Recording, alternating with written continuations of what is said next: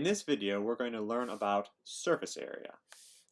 And an example of the type of problem we're going to deal with is this. So it says, find the surface area of the rectangular pyramid below. So we have this shape, or I guess this solid, and we're calling it a rectangular pyramid. So we have a lot of things going on here. We may not know what the meaning of this term surface area is. We've seen area before. We probably understand what surface means, sort of on the surface of it, on the faces of it. But maybe we haven't dealt with this combined concept of surface area. So let's break down a couple of things before we dive into these problems. I will say these problems tend to take a little bit of time and can be confusing at a first glance.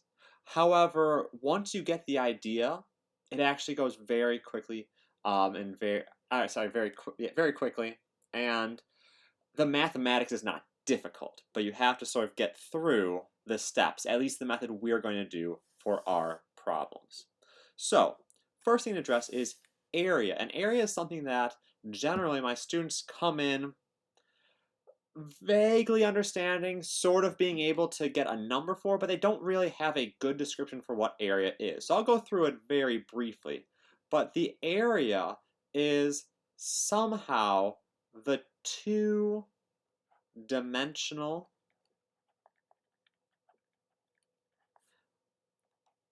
measure of a shape.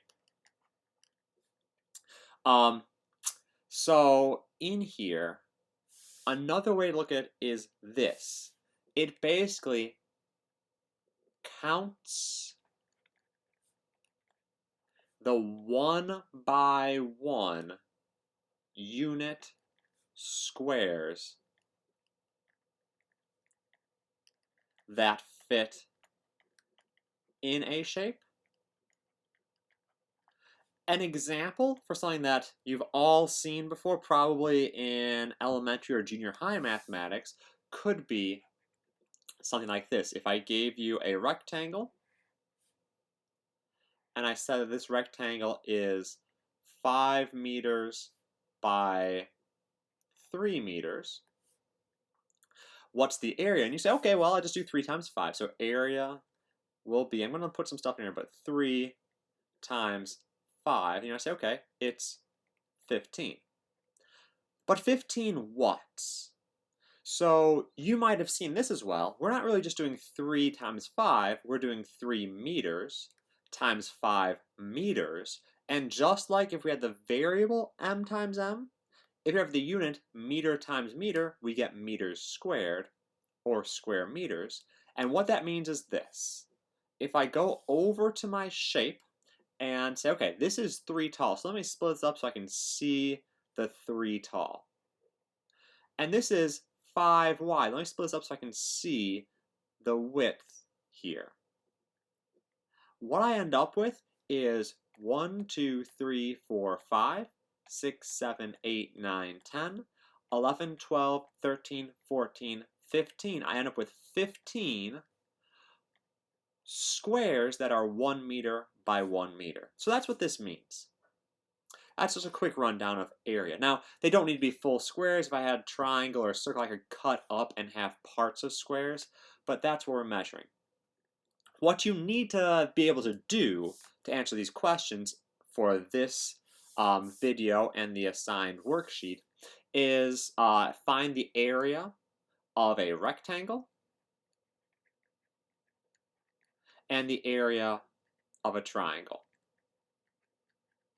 So if I have a rectangle, I will generally describe the longer side as L for length, the shorter side as W for width, and the area of the rectangle is length times width, L times W.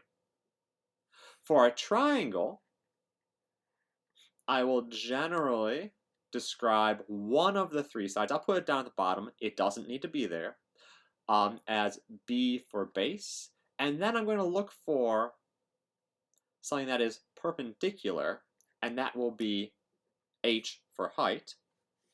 And the area of a triangle will be 1/2 b times h, 1/2 base times height. The reason in general is I can easily turn a triangle into a parallelogram, which has area base times height. I can almost as easily turn a general triangle into a rectangle. It requires a little bit more doing, but it's half of the area of that.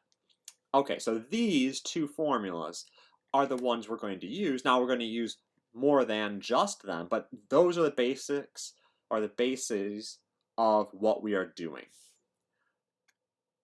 Shape versus solid, okay? So this is the next thing. So a shape is two-dimensional. What I mean by that is it is flat. Examples could be a square, a triangle, a circle. Okay, something that I can draw on a piece of paper.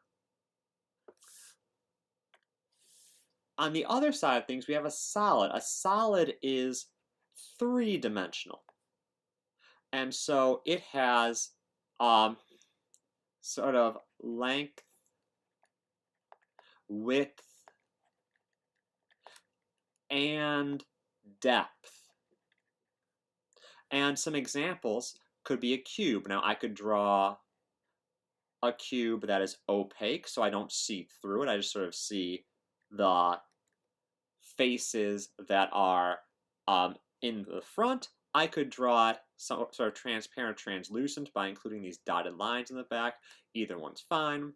I could draw, this could also be the diagram for a rectangular prism. I could draw a pyramid, so that would be good enough for a pyramid, or I could draw something in the back. I could draw a sphere or ball shape, which is pretty much a circle. Then I use this with the possible dotted line to show that it has some depth to it. It's not a flat pancake, it's a basketball round. Okay, so those are the different shapes: flat, 2 dimensions; solid, 3 dimensions. They have length, width, and depth. The two solids we're going to deal with are prisms and pyramids. So prisms have, let me see, I'll do this in colors. So prisms for blue. So a prism has two congruent bases with, if I'm talking about a right prism, which we'll consider all right, don't worry about that if you don't know what I mean by right prism. I'll address it briefly when we go back to our first example.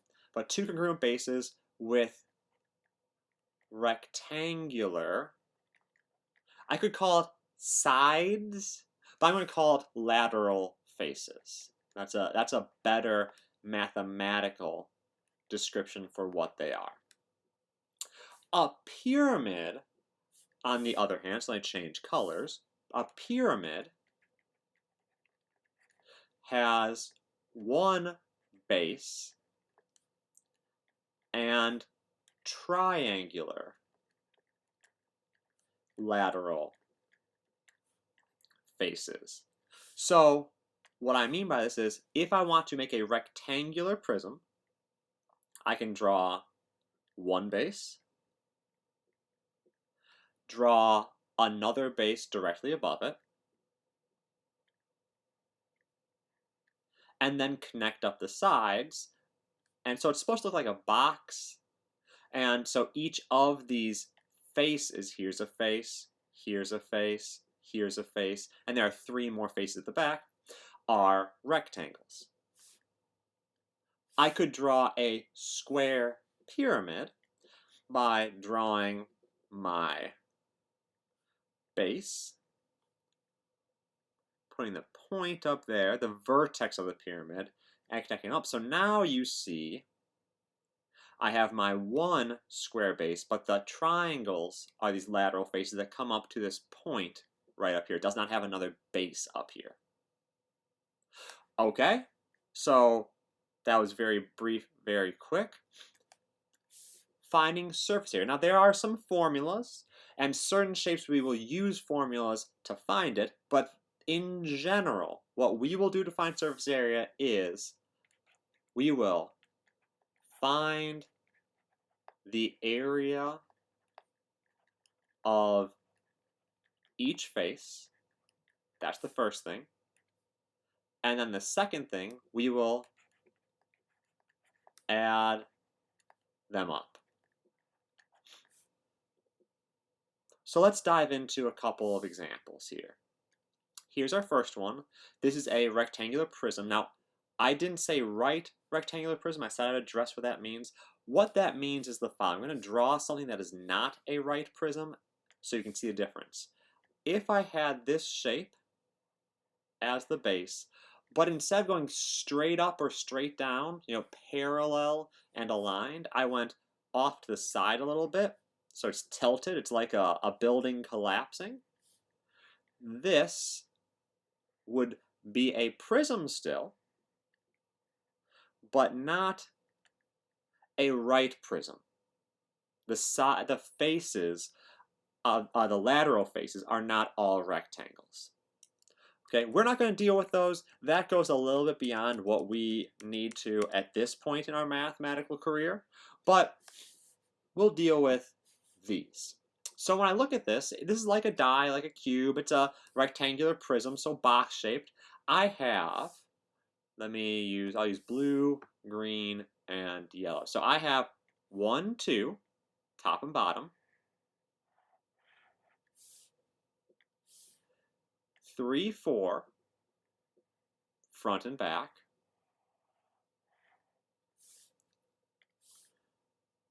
5, 6,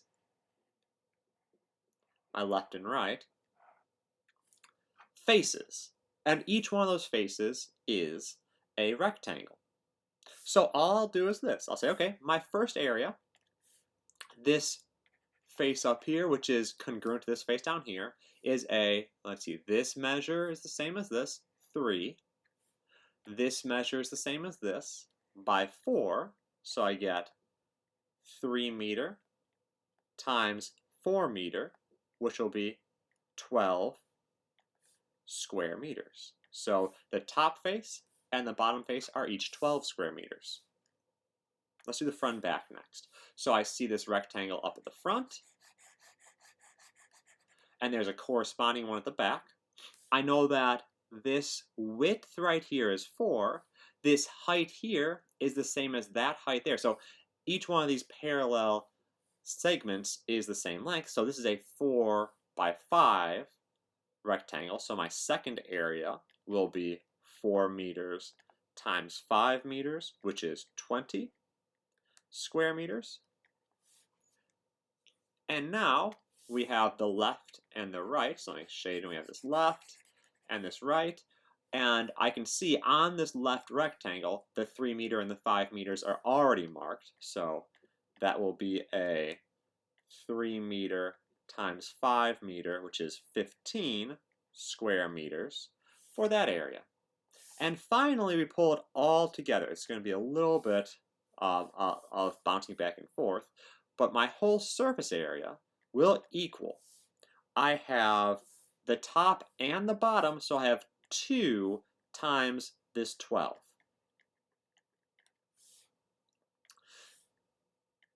I have a front and I have a back, so I have 2 faces that were each 20 square meters. And I have this left and this right, so I have 2 faces that were 15 square meters. Now, if I had a nice scientific calculator, I could just write this whole expression in, press enter, it would give me the answer. I'll do it in my head. You could do it with a calculator piece by piece as well. So 2 times 12 is 24. 2 times 20 is 40. Oops, wrong color there. There we go, plus 40.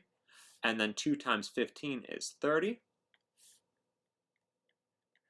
24 plus 40 is 64. Plus 30 is 94, so I get a surface area of 94. And it's an area, so it should be square meters. That's something else to stress here. we said, let me see if I can go back to the correct thing. Yes, area is two-dimensional. That means that all of my units should be some length squared for these types of answers. So that's what I do for a rectangular prism. Let's look at two pyramids.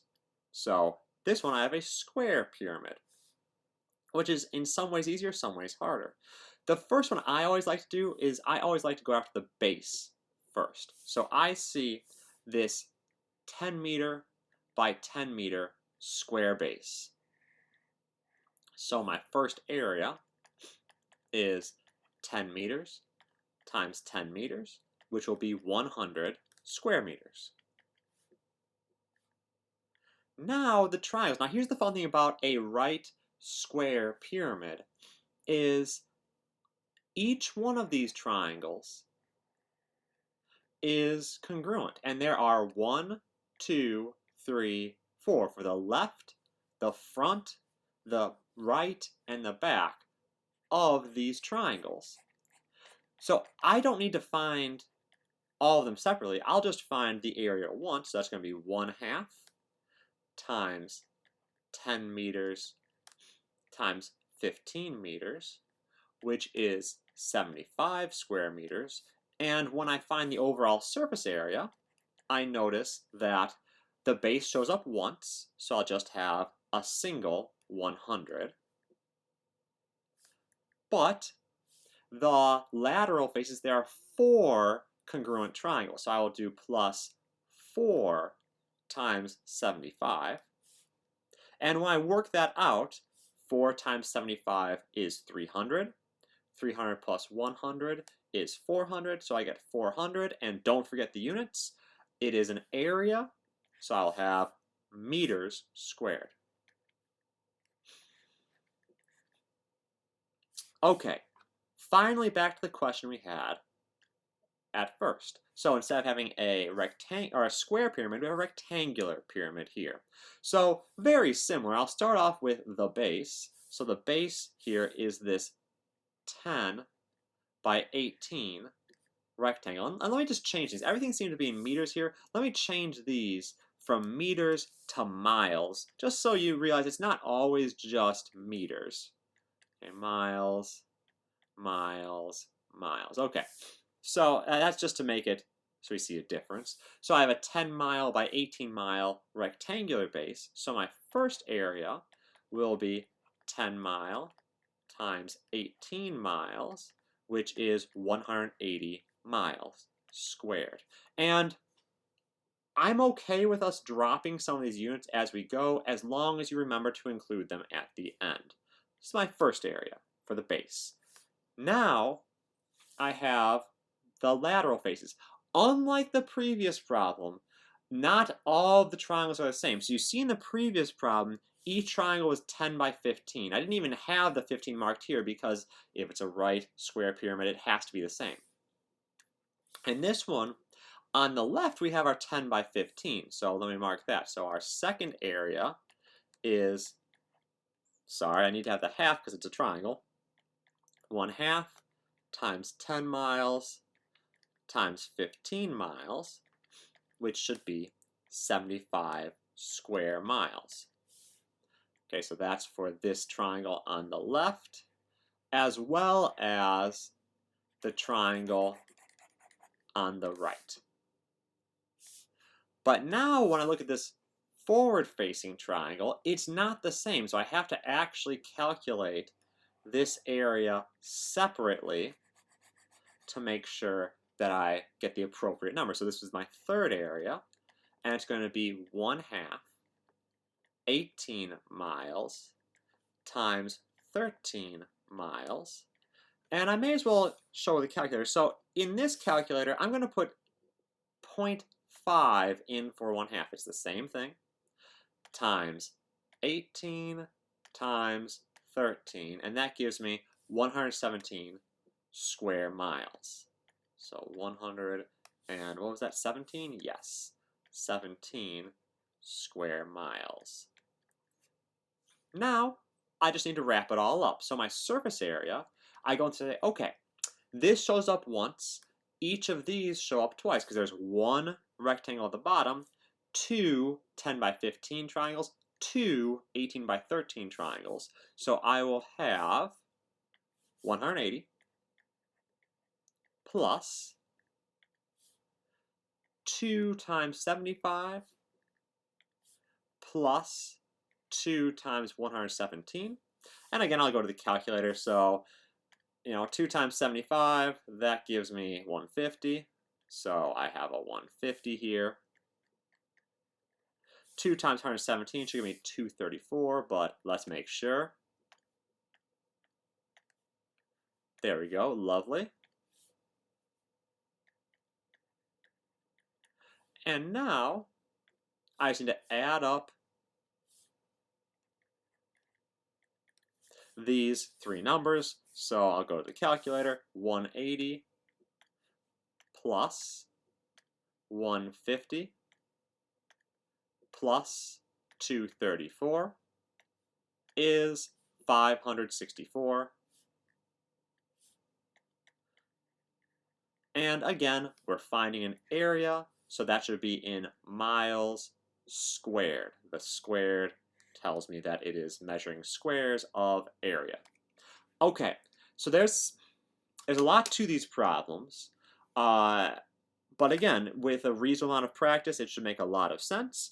There will be a video link in the description of me working out 6 more problems so you can get a feel for how these work. There's also going to be a link in the description to a worksheet so you can get some practice on these yourselves.